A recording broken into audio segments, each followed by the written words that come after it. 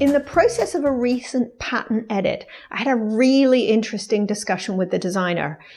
And it was all around a point of confusion in the way we communicate instructions. And I thought, if it's causing confusion in the way we're communicating between the technical editor and the designer, then there's definitely a risk of confusion for the knitter as well in the way those instructions are read. So I thought it was worth talking through. And it's all about garment patterns and measurements. With every garment, we publish a schematic. You know, those diagrams, they show you the shape of the garment and they show you the measurements of the garment. These are enormously helpful. They can look a little bit overwhelming, especially if it's your first garment pattern. I remember my first time I saw one of these. I had no idea what was going on. What it is, it's a sketch of the pieces of the garment or the garment itself, if it's knit in one piece, with all of the crucial measurements. It's actually hugely helpful. First of all, it gives you a bit more detail about the details of the garment itself. For example, the shape of the sleeves, the depth of the neckline, whether there's waist shaping, those sorts of details. And it gives you those measurements that can help you choose a size, because you can compare the measurements to your own body measurements for things like sleeve length. Crucial. I'm always adjusting sleeve length because I'm not very tall. You can also compare the measurements in a schematic to a garment that you already own or something else you've knitted to get a sense of how the garment is going to fit. Because of course you can't try the garment on with a knitting pattern, but your schematic gives you a way of virtually trying the garment on. Look at those numbers and use them as a way to help you figure out what size to make. The schematic is also there to help you keep track as you knit. The measurements in the schematic are finished measurements. Okay? The measurements of the garment as finished. This is crucial.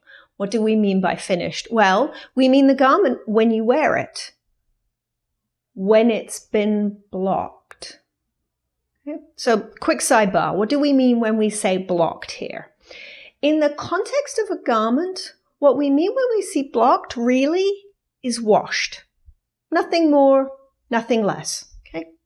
Wash the garment to block it. Wash it the way you intend to look after it through its natural life. So if I spill a cup of coffee, as has been known to happen on this gorgeous orange cardigan, it's going to have to get a wash, right?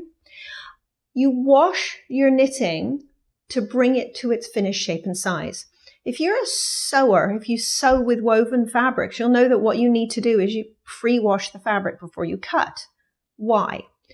You pre-wash the fabric before you cut because you're bringing it to its finished shape and size. In the case of a woven fabric, there's a good likelihood that it might shrink a little. The fabric, the weave might settle. It's fine, perfectly normal. Not a problem with the fabric at all.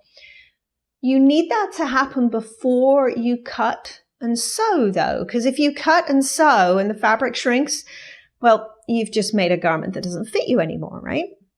Now, let's talk about knit fabrics. Knit fabrics are not likely to shrink unless horrible felting accident, but that's a separate thing. Knit fabrics are more likely to relax a little bit, to stretch out a little bit. And this isn't a problem, and this isn't an issue. This isn't something going wrong. This is just the fabric settling. Think about something like garter stitch or ribbing. It tends to be pretty scrunched up on your needles. When you wash, it relaxes and settles to its finished shape and size. And it's not just stitch patterns like that, the obvious ones, garter and ribbing. Stockinette stitch can settle too. And that's got a lot to do with the way the yarn settles. There are some yarns that will change shape a little bit when they're washed. Superwash wool, for example, is notorious for kind of loosening up and relaxing a little bit. And yarns like alpaca can relax a little bit. Silk tends to fluff up and bloom, and cotton will sort of settle. And it can sometimes even sort of change shape a tiny little bit. The stitches will sort of reset themselves. This is not a problem. This is not a mistake. If your knitting changes shape when you wash it, it's fine. You need to wash your knitting, okay? You need to wash your knitting So detour within a detour. We need to wash our knitting to settle the fabric. We need to wash our knitting as well for more practical reasons. Well, I don't know about you, but the dog, I often find the dog lying on my knitting. And goodness knows there's dog hair on the furniture that's going to get on my knitting, even if I don't let him lie on it. The aforementioned coffee stains, because I drink coffee when I'm knitting.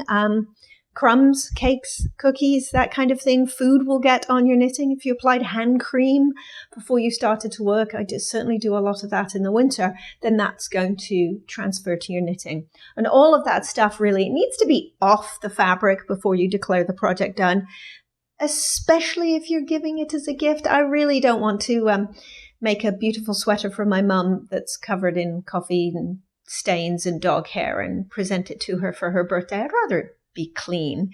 I'm washing then to get all of that stuff off. I'm also washing because the M word, moths. Okay. Here's a funny thing about moths. Moths feel about wool the way I feel about toast. I mean, dry toast, fine. If I'm hungry, dry toast is good.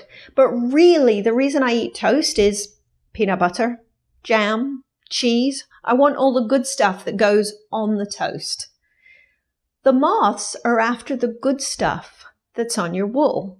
Stuff like, it turns out they like food as well, but also the oils off your hair and your skin and your discarded skin cells. And moths like to live in dark, undisturbed corners of cupboards, the backs of cupboards. So if you live in a climate, as many of us do, where your knits tend to get put away for a length of time. You know, if your weather gets too warm to wear a sweater, then your knits are going to get put away and undisturbed for a couple of months. And that's moth buffet central. The moths are going to be hiding in those dark corners. And this isn't about an unclean closet either. This is just moths are tiny. Moth larva's tiny. It hides in dust. They hide in dust. So if you've got a sweater that's going to go away in an undisturbed corner of your closet for a couple of months and it's got stuff on it, that delicious stuff, the peanut butter and the cheese of the moth world, my analogy is going sideways, but you get where I'm going, right? So what you've got is you've got a sweater with delicious stuff on it ready for the moths to eat. So before you put your woolies away at the end of the winter, they need to have a wash. They do. It's how you prevent a moth infestation. And trust me, you really don't want a moth infestation. So we know you really need to wash your pieces before you complete them because you want to get all the dog hair and cookie crumbs off. You need to wash them once a year to get all the moth stuff off. You need to wash them to settle the fabric too, to settle the fabric. And this is crucial if you're going to sew up, because in the same way that sewing with wovens, you don't want to sew an unshrunken fabric. Like if you sew the fabric before you shrink it, your seams are going to be all wonky. Same deal with knitting. Okay, if you sew up a seam and then the fabric stretches, your seams aren't going to be lying true anymore. So we need to wash for all of these reasons. Okay, and if nothing else, if you don't believe me on the rest, you must believe me on the simple statement that moths are bad. So we're going to wash our knitting. I've had this conversation with knitters a lot, and I've sort of been through this cycle too, in that, hold on, but my fabric changes when I wash it. It looks gross. It gets too sloppy. Things happen that I don't like when I wash it. Okay? It is true that fabric changes when you wash it, knit fabric. That's fine. But we need to turn our thinking about this upside down a tiny bit, because what you're doing is instead of making sure it looks good before the wash, you make sure it looks good after the wash. So we're knitting to a washed fabric because that's how it will look when you wear it. It will look washed, so you want it to look good washed. And again, I'm going to really hammer this point home. You need to wash your woolies at least once a year, so you just can't avoid this. Okay, so you're going to knit to a washed fabric. So we plan for that washed fabric. It's quite simple. Washing becomes an essential piece of the finishing process. And when you see the word block, really, for a garment, we do simply mean wash. Nothing more, nothing less. We're not pinning, we're not stretching, we're not doing any of that stuff. The pinning and stretching is great for lace shawls and those sorts of things.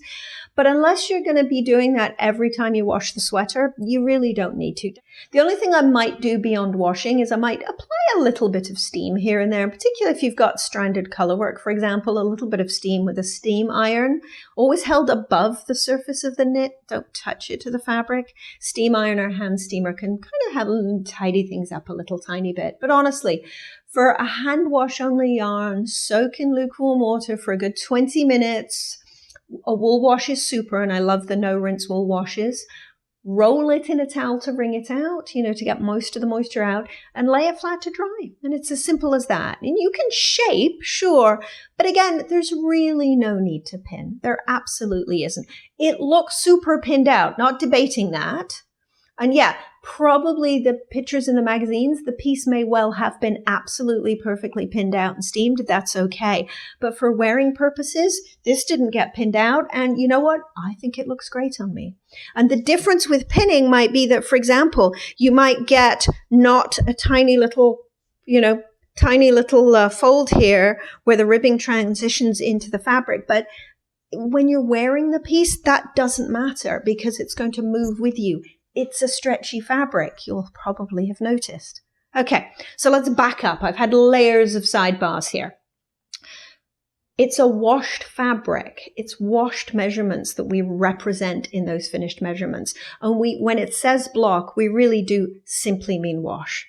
And you have to wash, because remember moths, fabric changing shape, and dog hair, coffee stains, all of that stuff. So back then to the schematic, and let's think about the measurements in the garment.